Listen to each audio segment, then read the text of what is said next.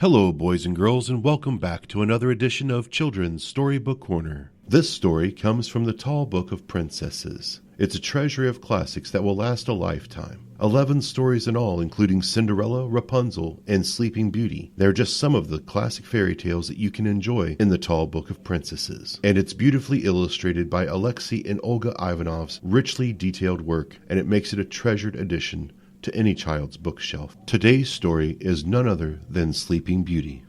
Once upon a time, a baby girl was born to a king and queen. She was as sweet as could be, with cheeks so rosy that they named her Princess Rose. The king and queen hosted a grand banquet to celebrate the arrival of their daughter. All 7 fairies that lived in the kingdom were invited. Each fairy was to present the baby with a gift of a special talent or virtue. What a perfect princess she would be. Suddenly, an 8th fairy entered the room and approached the dinner table. She was odd-looking and peculiar. The kitchen had run out of fancy dishes, so a servant set a place for her with regular ones. Looking at her plain place-sitting, the strange fairy muttered, "First no invitation, and now this? They'll be sorry."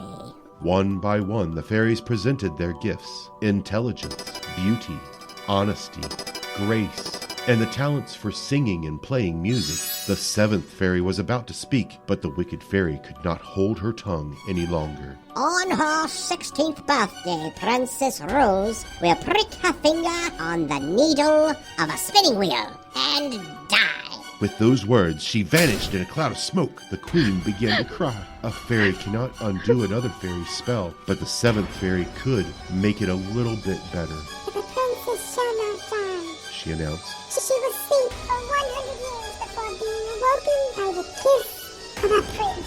The fairy's gift was nice, but it did not make the king feel any better. He ordered every spinning wheel in the kingdom to be burned. When Princess Rose's 16th birthday came, her parents organized the most spectacular party the kingdom had ever seen. Even though the good fairies would be there to protect her, Rose's parents were nervous. During the party, Rose stepped into the hallway where she found a secret staircase behind a tapestry. "How curious," she thought. "I've never noticed this before." She followed it up to a tiny room where an old woman sat spinning. Rose was mesmerized by the wheel turning around and around. "It's so pretty." Rose reached for the needle, pricked her finger, and fell to the floor and was instantly asleep. The old woman took off her hat. It was the wicked fairy. The good fairies found Rose. "This will break her parents' hearts," one fairy said. "I know a way we can spare them to sorrow," replied another. And so the fairies flew around the palace, casting a dreamlike spell over every living creature. Only the rose bushes stayed awake.